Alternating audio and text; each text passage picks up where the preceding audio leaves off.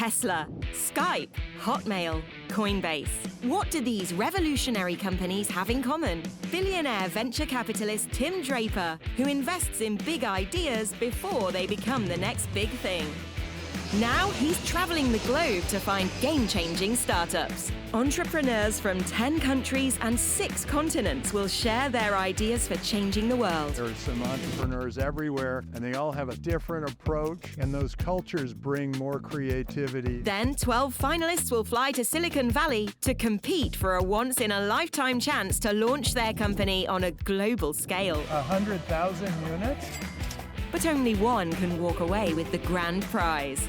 $1 million. It's go time. This is a true entrepreneur here. Meet groundbreaking technology. We've built Denmark's first flying car. Meet rejection. I've seen 15 of these. How are you going to be better? Meet innovation. The blockchain is built for trust. The sky's the limit. Meet the Drapers.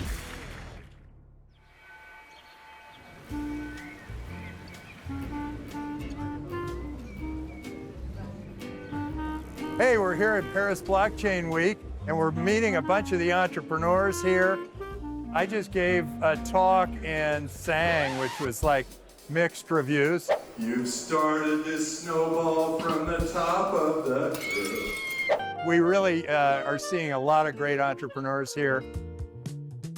My name is Anthony, and I'm the co-founder and CEO of Sneak Mart. It's a token-gated experience leading to physical sneakers and streetwear drops. Alexandra, I'm the founder and CEO of Staex. It's a very unique Web3-based identity protocol. My name is Cameron, and I'm the CMO of Bubblemaps. Hello, my name is Nick, co-founder and CEO of Bubblemaps. We've created a brand new vision for blockchain data. Jan Schmeekal from Xwares. We're a digital wallet that is specifically built for Bitcoin. Elon and Playmakers. Allowing the players to submit content from their games. There is a need for on-chain data that is easy to understand and digestible. I think Sneak Mart, I eat Sneak Mart, I sleep Sneak Mart, I love Sneak Mart. I just enjoy working with people that are sharing this vision. The world is changing, right? You need companies like us. For me, it was really an opportunity to just turn the industry upside down. What would it mean to you if you won this $1 million? Of course, I would be proud of winning that, but I know it's just that's the first step. For me, it means having somebody as part of my vision, my team, that is very forward-thinking, very supportive. I think my dad will probably be the most proud. Potentially having the opportunity to work alongside Tim, to be able to get advice from him, I mean, that's even more valuable than $1 million. We would be super proud, actually, to go to that whole process, and it would be a superb and fantastic opportunity for us. Clearly, I'm going to have a very big day.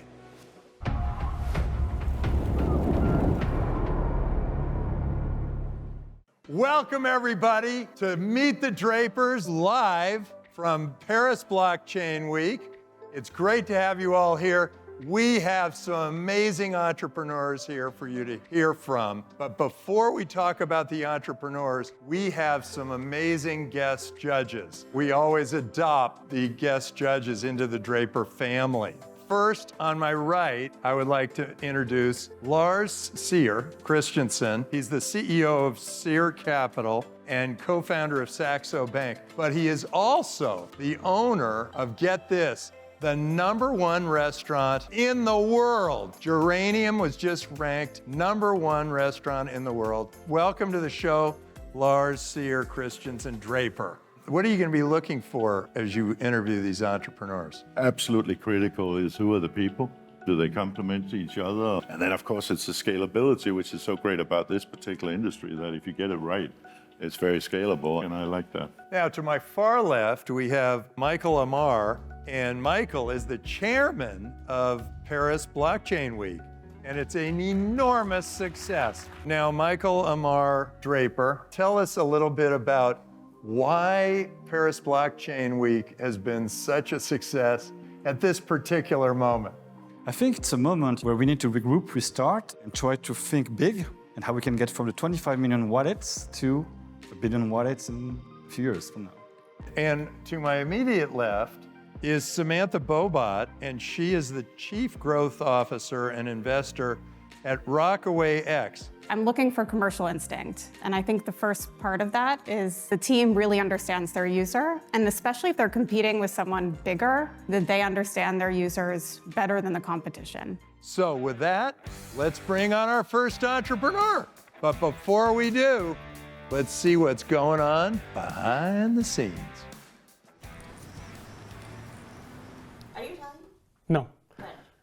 Check. Okay, so none of these None of these are relevant for me. I always wanted to do something different. You know, I always wanted to kind of stand out of the crowd. I was attending this university. Everybody had kind of the path lined up. Something inside of me, maybe coming from a small town, small village in Czech Republic, was always like, hey, I want to be a little bit different. I'm a little bit more entrepreneurial. You know, I'm looking for personal challenges all the time. And so I just wanted to be different. Right after college, I moved out of my country. Many people thought I'm crazy. I went to China. You know, I was 21 years old, 22 years old, and I moved into a different country. I didn't speak the language. And so you're basically going through the challenge of just surviving every single day. I think this kind of experience really shaped me, and I think it's very beneficial for me as an entrepreneur. I've always struggled to explain what I do in my life to my parents and to the people close to me.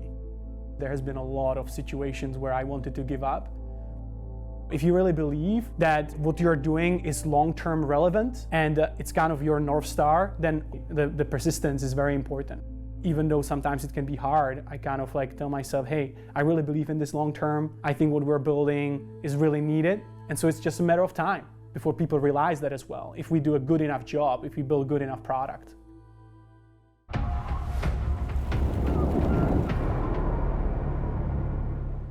This is the very first conference after COVID that I've been actually able to go pitch live to the live audience. I don't know, just the room and everything. And, you know, I like Tim. I think he has great energy. So everything just, you know, fit into place. So my name is Jan. I'm Chief Strategy Officer at Xverse. We're #1 Bitcoin super wallet. Problem with traditional Bitcoin wallets is that they're built by developers for developers. And so the user experience for the day-to-day user or somebody new to Bitcoin is actually not great. Meet Xverse. Not only you can do everything what you can do with the traditional Bitcoin wallet in a non-custodial way, but you can do so much more. Miniature Bitcoin, other tokens, miniature Bitcoin NFTs, ordinals, earn Bitcoin. We also just recently launched very first Bitcoin wallet API. This is the very first API of its kind on the market. You can sign into applications, create confirmed transactions, all with just a few clicks. Today, we have 120,000 plus users. We're growing pretty rapidly every single day.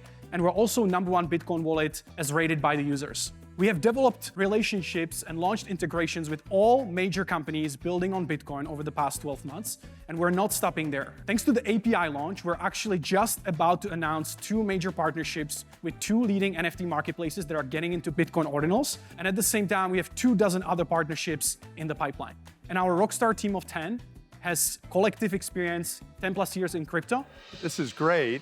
And we need this kind of a platform, and we need people to do APIs, but you need to attract engineers. So how many engineers have you attracted to the platform? And has anyone built an interesting application yet? I felt like they're focusing too much on the API. The core experience is the wallet itself, and the API is just one of the tools how to get to more users and to more partnerships, etc. So we launched the API just about a week ago. In essence, we're a wallet. This API is basically just extension. We're bringing the MetaMask-like experience to Bitcoin. How are you going to make money? So we partner with Binance, MoonPay, Transact, and we take a small fee of that service. The next step would be trustless B2C swaps. There is going to be a need for this service that you need to swap in between different tokens. And so that's basically the business model of MetaMask, for instance. So we can adopt exactly the same thing. So you can replace MetaMask? Because that's a horrible experience. I mean, we're focusing on Bitcoin, and MetaMask is focusing on Ethereum, and we don't see them anytime soon getting into Bitcoin, but we're trying to get better. And are you building the capability for smart contracts, or are you assuming you're... Yeah, so we actually partner with companies that are doing that. So we are the wallet, we focus on that, we're the best at that, but we want to support every single great use case for Bitcoin. You have 10 professionals with a collective experience of 10 plus, admittedly. In crypto, yeah, in crypto. Do they really only have 1 year on average experience? Or? Basically 10 plus year experience in crypto, because not every single developer, for instance, worked in crypto. Most of them worked in TradFi. I am more on the growth side, business development side as well. Well, maybe we're reading this wrong, but it says 10 professionals with a collective 10 years. In crypto, yeah. It's just the crypto experience. They've only had a year on average each.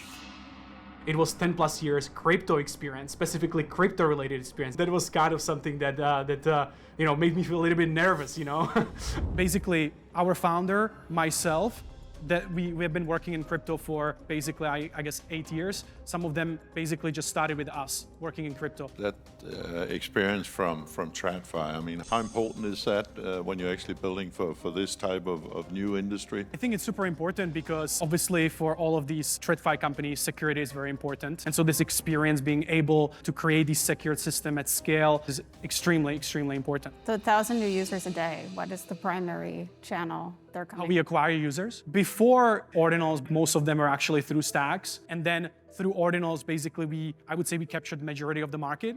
For the other blockchains, I think the number one priority for them is to make it, seamless, right? Yes. Are you going this direction? There's always a balance. If we make things too easy, then people can easily make mistakes and maybe transfer their assets to a different wallet that they're not supposed to do. Obviously, we want to be as user-friendly as possible, but we also want to make sure that people really understand what they're doing and that there are some safeguards before you can potentially make a mistake. Terrific, Jan. Thank you so much for coming on Meet the Drapers. Well done. Thank you. Good job.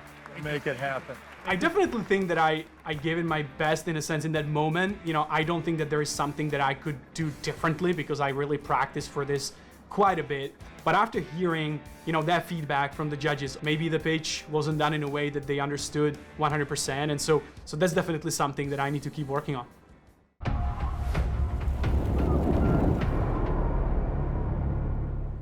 What did each of you think? I'm wondering if many people that have wallets don't actually want to have more items on their wallet. On the other hand, the flip side is maybe you do a really great Bitcoin service that differentiates you. I think it's interesting that you guys both probed on the team, but I also had the same, maybe simple reaction of they have such traditional background, why not target the institutional side out of the gate? I like Bitcoin, but I have the same, flag that you guys raised with the team and the experience, and I think you need a lot more engineers. Terrific. Let's bring on the next entrepreneur. But before we do, let's move our eyebrows up and down and see what's going on behind the scenes.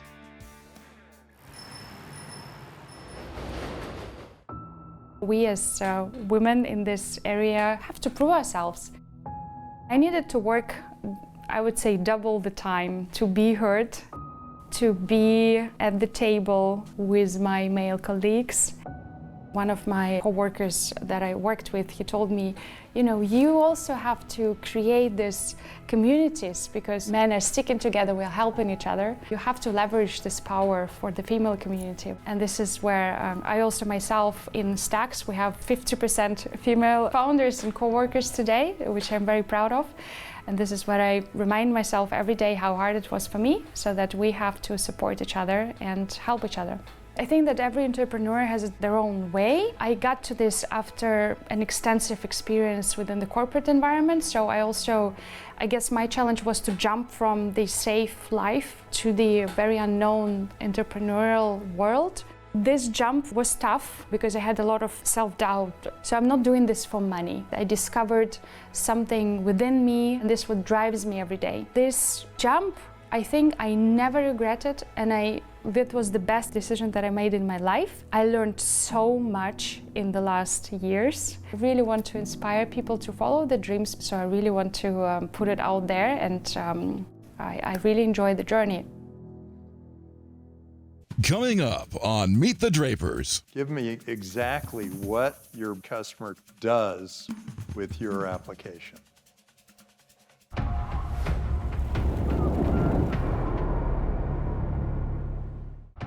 Welcome back to Meet the Drapers.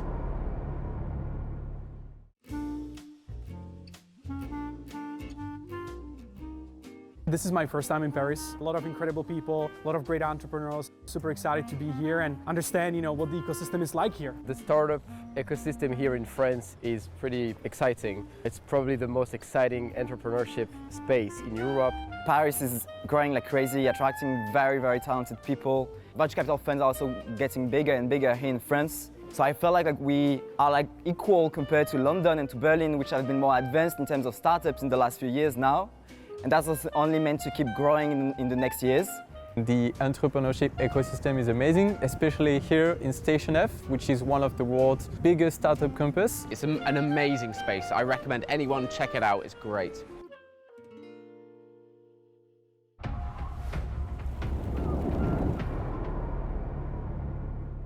So I definitely felt the warmth of the audience. I was very elevated, I guess. So the problem that we are addressing as a team is that today we have absolutely no reliable machine data infrastructure. So with the amount of machine reaching the point of 40 billion by 2030, we're going to run into huge problems in hands of hackers because everything that moves can be turned into a weapon. Drones, robots, autonomous vehicles. So that's why we created Staex. It's a very unique Web3-based identity protocol that provides cloud-like functions to machine manufacturers today and also connects these machines to the Web3 protocols, providing micropayments. So today customers choose us because we're the most secure and reliable platform. We also are the smallest software on the market because we run directly on the machine and it's important for battery-driven devices. And last but not least, on top of that, we have 70% savings for the customers. Also to the milestones, this summer, we're planning to launch the first Web3 operated drone delivery corridor. And by the end of this year, we want to enable the first blockchain payments between the car and electric charger so that you can really see the payment on your dashboard within the car. We have a team that is united by the mission to provide safer future for the humanity. This is an infrastructure that you're building from machine to machine so that payments are clear, legal documents are clear between machines. This is correct. Are you going to get paid as the machines send money across, or are you just going to get paid project by project? They basically pay a monthly fee, which includes 50 machines. And then as they scale, they pay money on top with the amount of machine scaling. As soon as they are really transacting over blockchain, we take a percentage from this transaction. Down the road, will it be mainly from sort of continuous subscriptions, or is it more about delivering more projects? I was taking more time to explain how we made it last year and why we're changing now more to subscription model. I felt they asked it 2 times, so I was like, okay, I should be better, I should explain it better so that we are definitely looking into something recurring. This will be about subscriptions. The projects was a better model for the last year because we were working with a communal provider in Germany, so we tried to make it as simple for our customers as it gets. And what is a typical customer that you would go for? We have direct sales, which are our early adopters, and this is really running around and selling. And also the second approach, as you see, we have great partners, and this is how we sell through these channels with integrators and also bigger companies. So we have this double-sided approach today. First off, congratulations on the management buyout with Deutsche Telekom. Management buyouts are pretty heroic. I feel like in this vision of the car as almost the app store, I would think driverless cars would be like the once-in-a-generation tailwind for something like this. How are you thinking about that? Automakers, they don't have decide today because they have really long cycles of production. We want to say, listen, you have Staex, it provides you flexibility. So this is our strategy, how to get into this market. You're planning to raise 3.7 million. At what valuation? It's 18.3 million, and we're opening the round in April. How much equity has DT?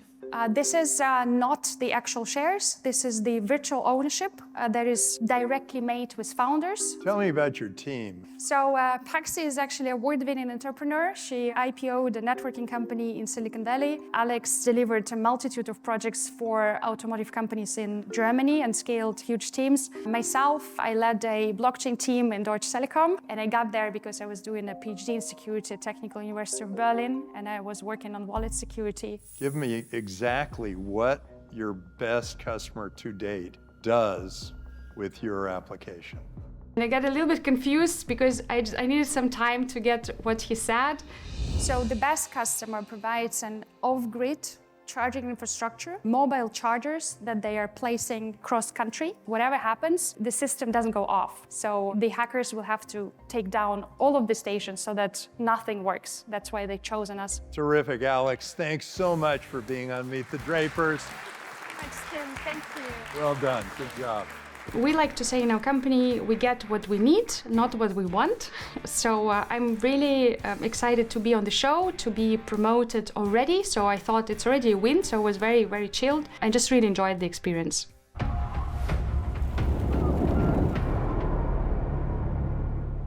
What did we all think of Alex? It's all really dependable and more durable as long as the blockchain works. And so she said, you're going off cloud, so you don't have the cloud risks. But sort of how are they making sure that this indeed always stays on? It's obviously a fairly small operation, I assume. So I'm wondering a little bit how much competition you're going to get for this in the longer run from some of the really, really big players in these industries. A lot of people are trying to blockchainize IoT, and that has not worked so far, but that's just a matter of time. Let's bring on the next entrepreneur. But before we do, let's see what's going on behind the scenes.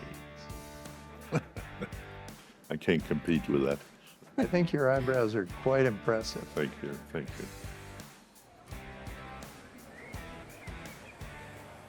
Sneaker and streetwear culture is my passion since I'm a kid. Started buying, selling, collecting sneakers when I was 12 years old. Today, everyone loves sneakers. It's important that you realize it's gonna be a big part of future in the fashion, and it's already a big part of fashion today. I got into entrepreneurship thanks to my dad. I've seen my dad's success, so I was like, wow, I want to be like this. I want to be able to be successful, and I think this is why and how I got an idea to create a business. The main lesson is never give up. You have something that you can really create, build in an industry, and it's relevant, never give up. I want to be part of the big names of this industry. So yeah, for me it's really the passion, true passion and love for sneakers and streetwear culture.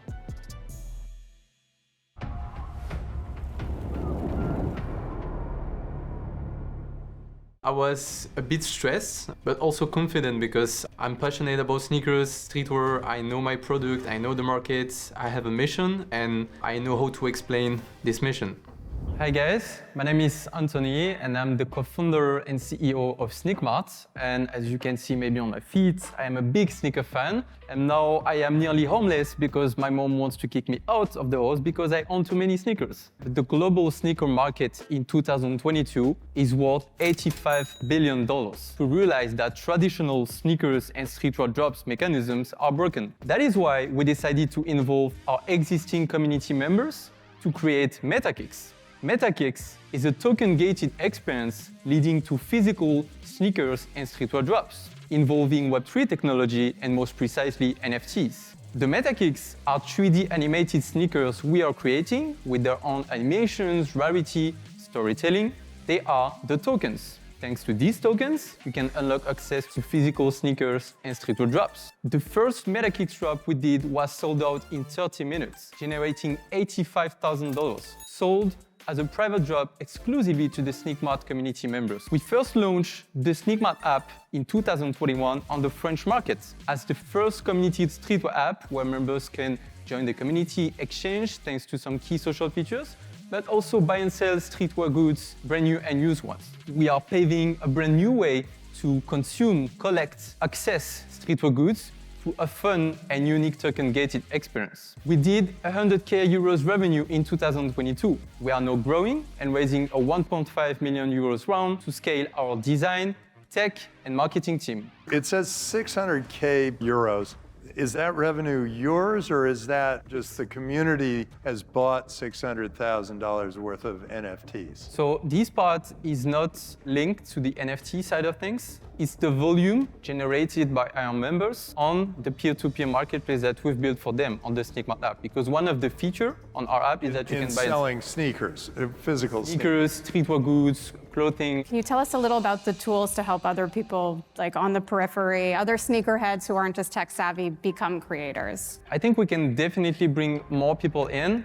And one thing super important is that within this whole creative process, as for the designs and even from the feature crafting at the beginning, it was co-created with an existing community. So we're always involving members and building a product that they truly want to kind of eliminate this frustration. Now, if I buy one of these NFTs, does that entitle me to a pair of sneakers?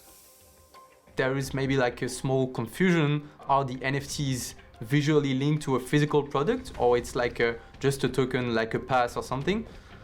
That would be great to clarify this point, actually.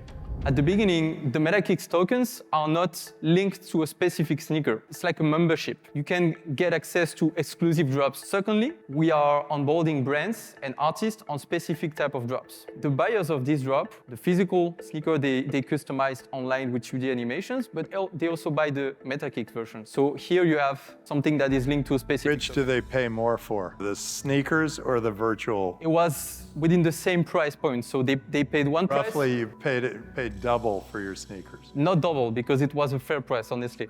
Yeah, of course. Part of your go-to-market strategy to work with brands and help them bridge the phygital question? At the end of the day, what we're doing is creating a membership club of streetwear and sneaker consumers. It's just that the membership card is fun. It's animated, it has a story, a rarity. You want to share it with your friends, you want to resell it, you want to buy more. And we are also super focused on making it super mainstream and accessible. Tell me about the team. In the team, we have Paul. We met together when we were like 12 years old. He's the CTO. Then we have Martin. He's like the tech lead. And then we have Atabak. And he's the creative genius behind everything you can see. The assets, the UX, the UI, everything. So we have like a killer team. Terrific. And this show actually might sell some of these NFTs. Well, Anthony, thanks so much for coming, being on Meet the Drapers. Thank you very much. Great job. Pleasure to meet you. It was a stressful day because there was not only this pitch, but another pitch. So a bit stressful, and I was like, all right, it's almost done. You didn't say some weird things, so you can be proud, and yeah. Coming up on Meet the Drapers. Have you even done market sizing?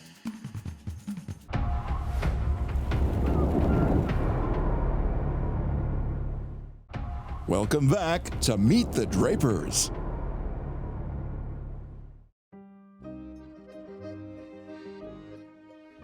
I'm from Paris, and Paris is an amazing city to build startup. Paris is getting more and more structured in terms of startups. We have like super talented people joining the startup ecosystem, engineers, developers. There's plenty of companies building there for a reason, because there's plenty of helps and there's plenty of initiatives, and it's a very dynamic ecosystem. Thanks to Station F and this type of hub and ecosystems, a lot of tech startups are now based in Paris. Pitching and connecting with investors and people building exciting stuff, you know, it's just the cherry on top for us. So super happy to be in Paris and start building something ambitious alongside like-minded entrepreneurs as well.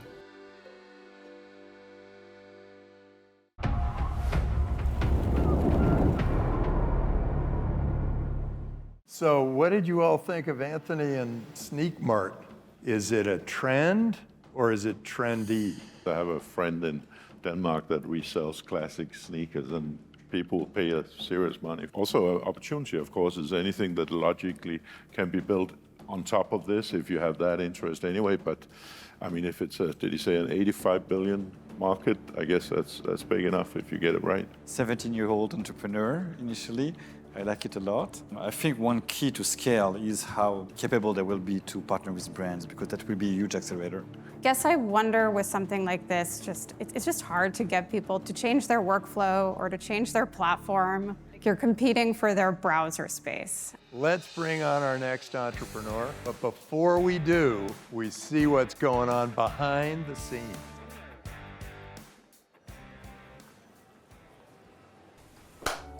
We met online. We met online. We were calling every day for hours without knowing my name, nor my face, nor nothing. He said, look, we've advanced enough now for you to meet me in person. And the weirdest date ever. The weirdest date ever. It's kind of like being catfished, but in a good way. And he said, come to Paris. And I hopped in my camper van. My mum was like, are you sure you want to do this? I drove over to Paris, and then he tapped me on the shoulder. I looked behind me and I was like, You're shorter in real life. And since then, we've been working closely together and developing Bubblemaps. There was this weird, fuzzy moment in my life where I was super uncertain on where should I go. And Bubblemaps kind of came in. And now it's been 4 years. If today I was really offered the best possible job in a company with a tremendous salary, whatever, I would say no, because I'm so good where I am right now. That's good to hear, because I don't think I could do it alone. Around 6 months ago, I struggled massively with my own mental health. To kind of work and operate every day, I found quite tricky, because working remotely can be great, but you are online all the time. You know, Nick's been super supportive and a mentor, if anything, so that was the main thing that held me back, I think, my own mental health. But to find a balance between the two, which I have done recently, if there's an issue, we raise it together, we talk about it, we talk through it. If there's a mental health issue, we talk about it, we go through it, and we're stronger than ever. And we have such a strong unit between us all, which I think helps massively. I agree. This is a wonderful team. Yeah.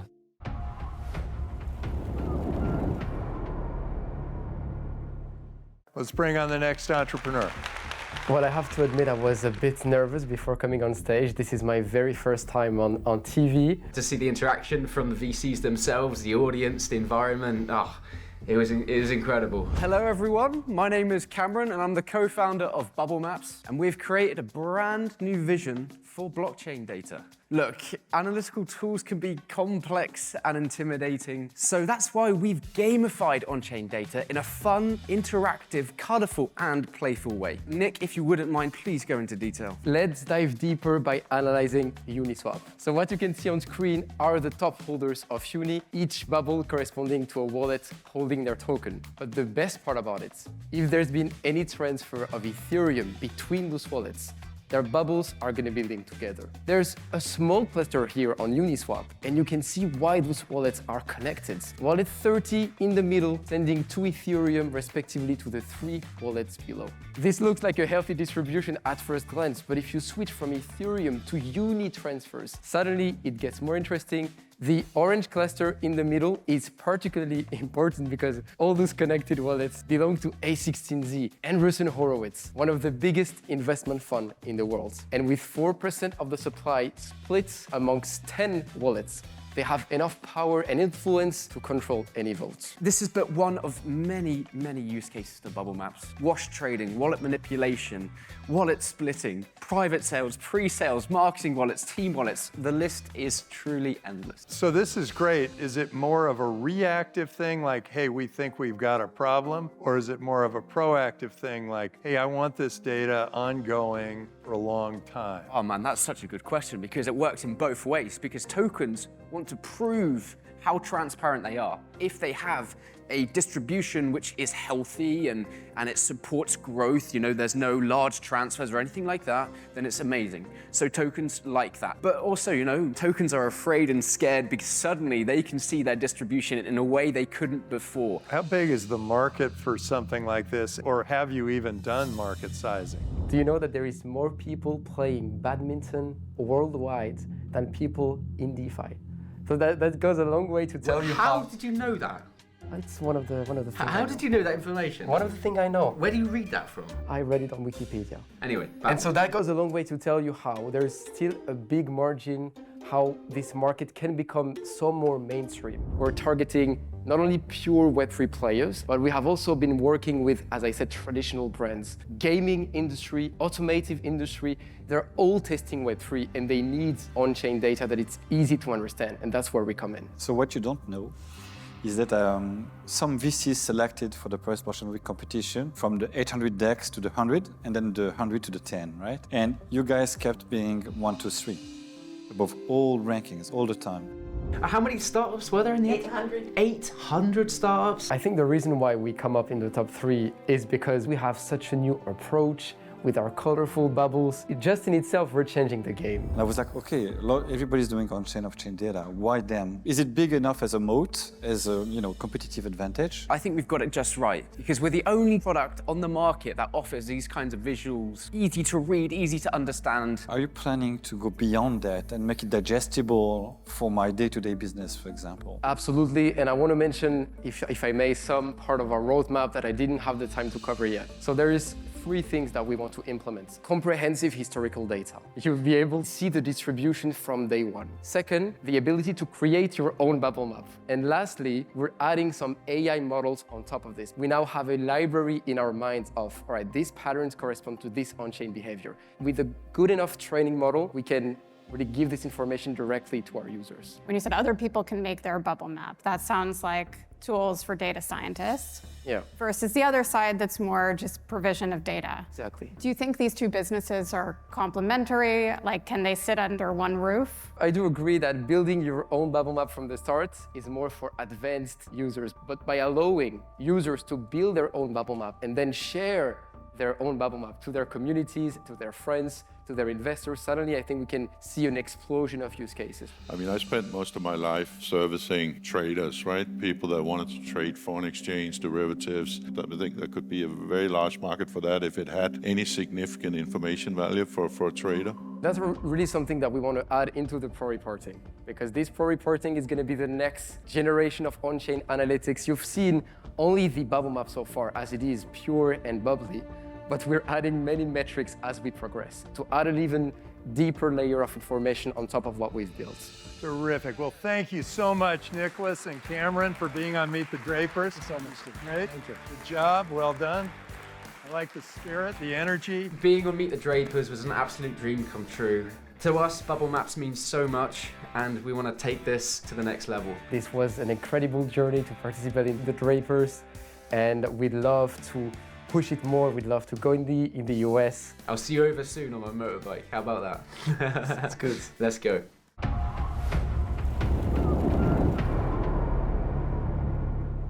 So what did we think of Bubblemaps? It makes it more digest. You cannot live without Google Analytics. You won't be able to live without these tools in Web3.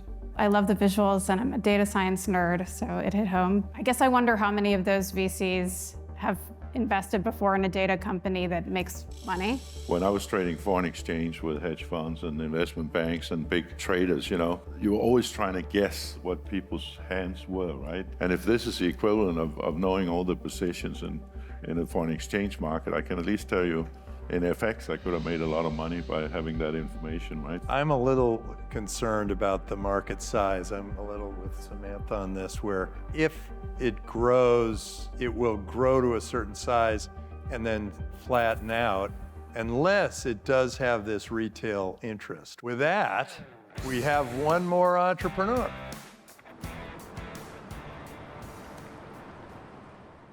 My father was pushing video games to me when I was very young. So I didn't even know how to play and how to use, the controller. Over the years, I just started playing regularly, a lot of different type of games on console and on PC. And it really felt like that was a very cool type of entertainment compared to movies, compared to books. I would love to try to create something huge and share that success with him. He's basically like the person I'm going to when I have any business question. I'll be super proud to have some success and share it with him specifically.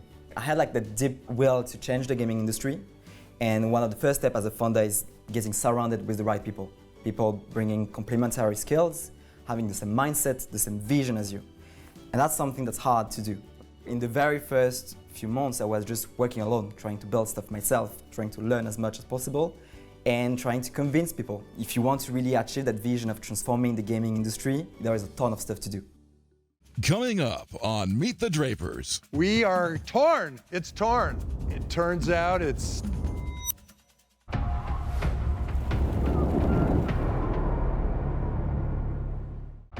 Welcome back to Meet the Drapers.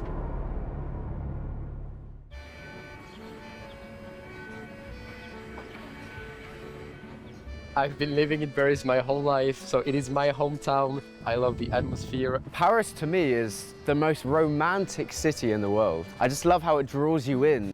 Paris is very different, I would say, in terms of lifestyle. and city. It attracts a lot of talent. Personally, like every time I walk in Paris, I'm just in awe looking at the buildings and the monuments. Paris is just like very, very cool place to live, and so I'm not surprised that it's attracting the best talents in the world today. The city is just beautiful. Paris is definitely a romantic city. It's a fantastic city, capital of fashion. So Paris is fantastic, really beautiful. It's museums and nice parts of the city. The Eiffel Tower, the Arc de Triomphe, all these events, all these places, the people, the community. It's quite a friendly place to be. There is just a bit too much of traffic, but apart from this, it's amazing. I've been amazed by driving so far. I guess it took a couple of extra skills to drive in Paris. It's a city with a lot of scooters and bikes.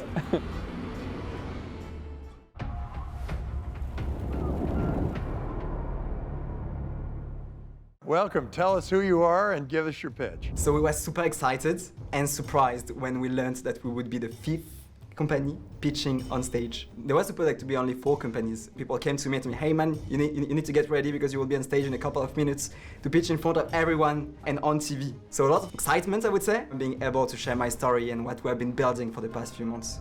Playmakers, we are a team that scaled games to over 600 million downloads. We worked with over 200 plus game development studios, and today we are really excited about one big opportunity in the gaming market, user-generated content. Today, 30 million gamers are creating content for their favorite games. They are doing it in their free time and because they are passionate. With the rise of generative AI, more and more players will turn into creators. That content is super valuable for game development studios. Yet, all that content, it just goes into the trash because it's very hard to do from a technical perspective. Secondly, the studio don't have any legal framework to be able to acquire the intellectual property of thousands and thousands of contributions. Lastly, they struggle to put in place a fair reward system to turn their players into creators.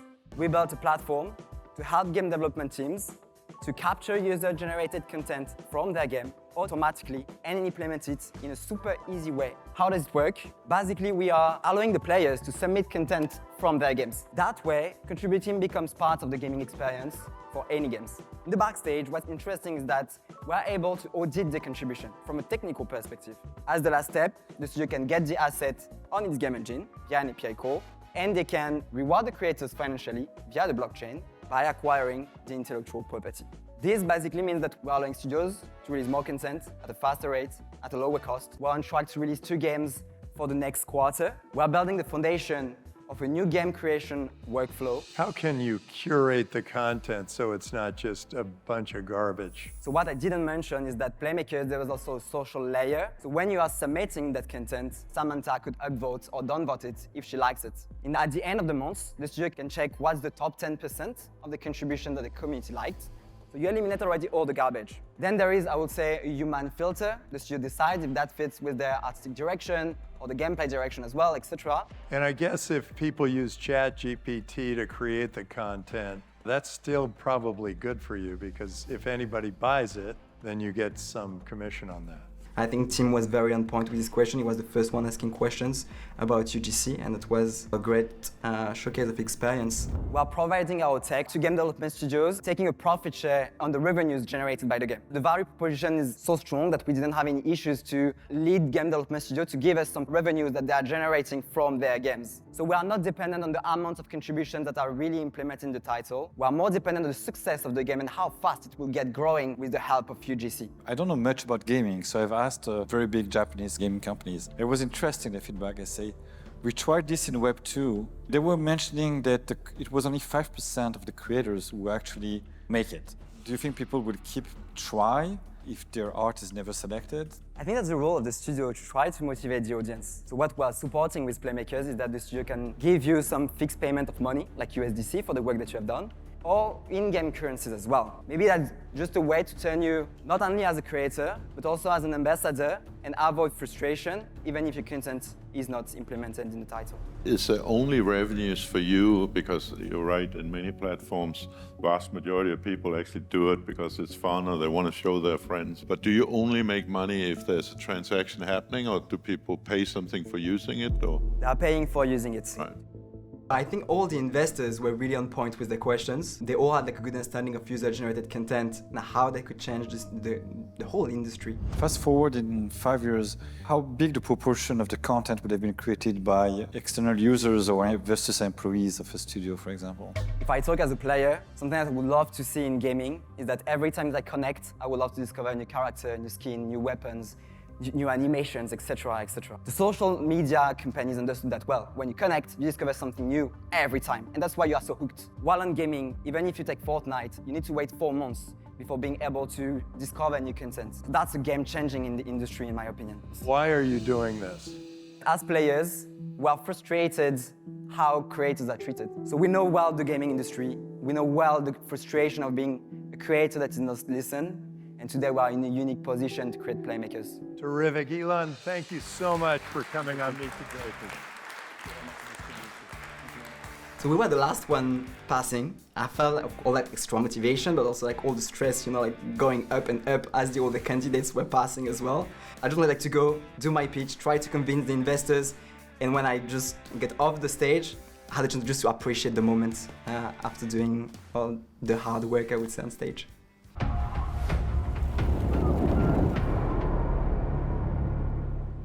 So, what did everyone think of Elon and Playmakers? I think it has legs, but it would also be interesting to know what is the traction? Does it have a viral effect, or do you sort of have to go by marketing to people to get them in? So, you know, more questions. The life cycle is long of game creation. It usually takes like years to get your first thing that makes money because that's the first moment that the game developer launched it. Yeah, I just wonder about like how they'll have cohorts of games that come up with these. Yeah, there's the tech question, and there is the, you know, if they can side even second-tier game pretty soon, it can really change the game for them and accelerate everything. While we will be moving one of these entrepreneurs to the semifinals, you can go in there and vote and move one of your favorites that we may not have chosen up to the finale. They can jump past the semifinals and go right to the finale. Everyone is going to have to give entire mental energy, and the crystal ball will come up somehow with an answer.